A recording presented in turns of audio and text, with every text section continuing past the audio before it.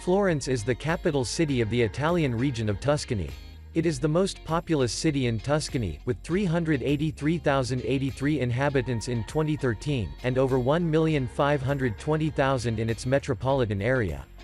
The city attracts millions of tourists each year, and the historic center of Florence was declared a World Heritage Site by UNESCO in 1982. The city is noted for its culture, Renaissance art, architecture and monuments. The city also contains numerous museums and art galleries, such as the Uffizi Gallery and the Palazzo Pitti, and still exerts an influence in the fields of art, culture and politics. Due to Florence's artistic and architectural heritage, it has been ranked by Forbes as one of the most beautiful cities in the world. Florence is an important city in Italian fashion as well, being ranked in the top 15 fashion capitals of the world. This city is a major national economic center, as well as a tourist and industrial hub. In 2008, the city had the 17th highest average income in Italy. Florence offers so many unique experiences and events that it will create memories which will live with you long after your holidays in Tuscany are over. All roads, inevitably lead to Florence, so you wouldn't stop admiring the architectural lines that inspired designers worldwide. But Florence is also a living city with a vibrant restaurant and nightlife scene, and a lively cultural movida that goes beyond old masters to embrace opera, classical music and contemporary art. Handsome, historic, full of quirky shops and quality crafts, and close to the vine-covered hills of Chianti, it's one of Europe's most civilized long weekend destinations. Florence is lovely from late spring through to early autumn, when balmy temperatures, al fresco eating and drinking and a busy open-air arts and concert season make this one of Italy's most vibrant summer destinations. However, this is also the most popular period, when hotel rates are at their highest and the queues for the Uffizi Gallery are at their longest.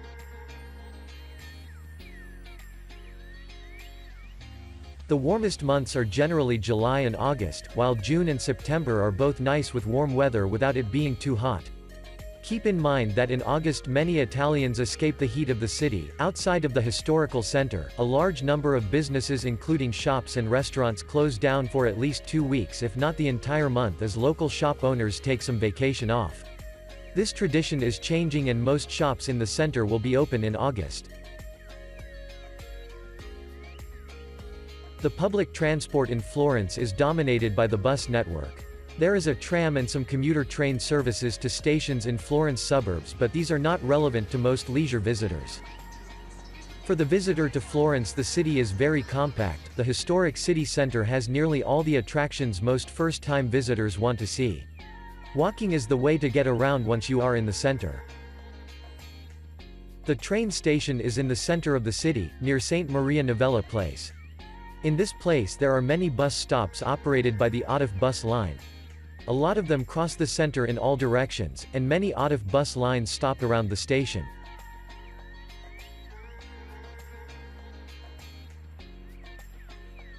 Let's check out some places you should visit.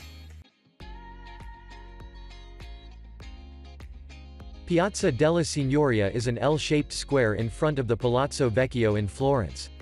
It was named after the Palazzo della Signoria, and it is the main point of the origin and history of the Florentine Republic, which still maintains its reputation as the political focus of the city. The sculptures in Piazza della Signoria bristle with political connotations, many of which are fiercely contradictory. The David, that was made by Michelangelo, was placed outside the Palazzo Vecchio as a symbol of the Republic's defiance of the tyrannical Medici. The graceful Loggia dei Lanzi, which sits to the right of Palazzo Vecchio and functions as an open-air sculpture gallery, was designed by Orcagna in 1376. Its curved arches foretell Renaissance classicism. After seeing the Duomo from all sides and visiting the inside of the cathedral, all you need to do to complete the experience is climb to the top of the cupola. Built by Filippo Brunelleschi, who won the competition for its commission in 1418, the dome is egg-shaped and was made without scaffolding. The raising of this dome, the largest in the world in its time, was no easy architectural feat. At the base of the dome, just above the drum, Baccia d'Agnolo began adding a balcony in 1507. One of the 8 sides was finished by 1515, when someone asked Michelangelo, whose artistic opinion was by this time taken as cardinal law, what he thought of it. The master reportedly scoffed, "It looks like a cricket cage." Work was immediately halted, and to this day the other 7 sides remain rough brick. A visit to the Duomo is made of several components, not just the cathedral. There is a single admission ticket giving you access to Brunelleschi's dome, Giotto's bell tower, the baptistry of San Giovanni, the crypt of Santa Reparata and the Opera Museum. Entrance into the cathedral itself is free. The Ponte Vecchio, which is also known as the Old Bridge, is a medieval stone-closed spandrel segmental arch bridge over the Arno River, in Florence. There have been shops on Ponte Vecchio since the 13th century. Initially, there were all types of shops, including butchers and fishmongers and, later, tanners, whose industrial waste caused a pretty rank stench in the area. Ponte Vecchio's uniqueness lies in the fact that it is not only a functional structure for crossing the river, but is also a road, a marketplace and piazza that is developed in a chaotic fashion over the centuries, defying the impetuous river and even the laws of physics. According to a local legend, lovers who attach a padlock to the bridge and toss the key into the river will be eternally bonded.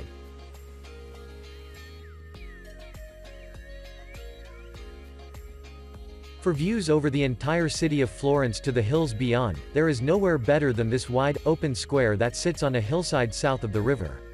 Ignore the tour groups and wedding parties posing for photographs and concentrate on the magnificent panorama. A replica of Michelangelo's David stands in the middle of the piazza, and close by is the beautiful church of San Miniato al Monte. The views from its forecourt are breathtaking as well. The monks still make honey, tisanes and liqueurs to sell to visitors, and it is also possible to visit the church while the monks sing Gregorian chant at 5:30 p.m.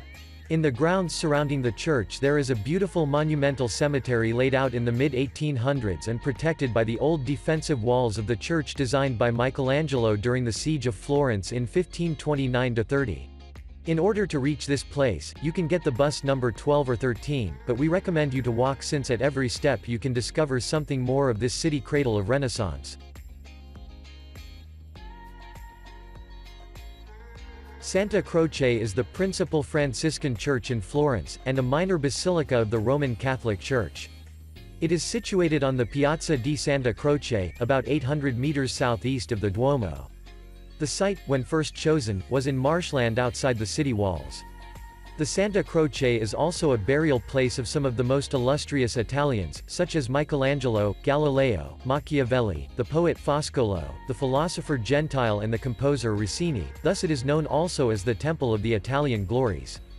There are 16 family chapels that help compose the Santa Croce Basilica, considered the largest Franciscan church in the world, while the legend says that Santa Croce was founded by Saint Francis himself. Filled with people night and day, Santa Croce is definitely one of the city's hot spots. The Palazzo Pitti is a vast, mainly Renaissance, palace in Florence that is situated on the south side of the river Arno, a short distance from the Ponte Vecchio. The palace was bought by the Medici family in 1549 and became the chief residence of the ruling families of the Grand Duchy of Tuscany. It grew as a great treasure house as later generations amassed paintings, plates, jewelry and luxurious possessions. Today Palazzo Pitti is a great example of innovative Renaissance architecture, with its richly decorated rooms and beautiful Boboli gardens, and also houses several important museums such as the Palatine Gallery, the Silver Museum, the Porcelain Museum, the Costume Museum, the Gallery of Modern Art, the Royal Apartments and the recently acquired Contini Bonaccosi collection. But it is more than just an important building. Within its walls, successive generations of Grand Dukes commissioned the most important artists and artisans of their day to decorate the palace with the finest frescoes, paintings, stuccos, and appointments. Florence isn't quite as expensive as Rome or Venice, though. You should have around $100 to spend a day, or around $50 to $70 if you take the budget approach. Depending on where you eat, the food would cost you between $22 to $50 on average for eating 3 times a day. The hotel prices range between $35 to up to $1,500 per night. To find the best booking deals and prices, check out www.triphunter.net.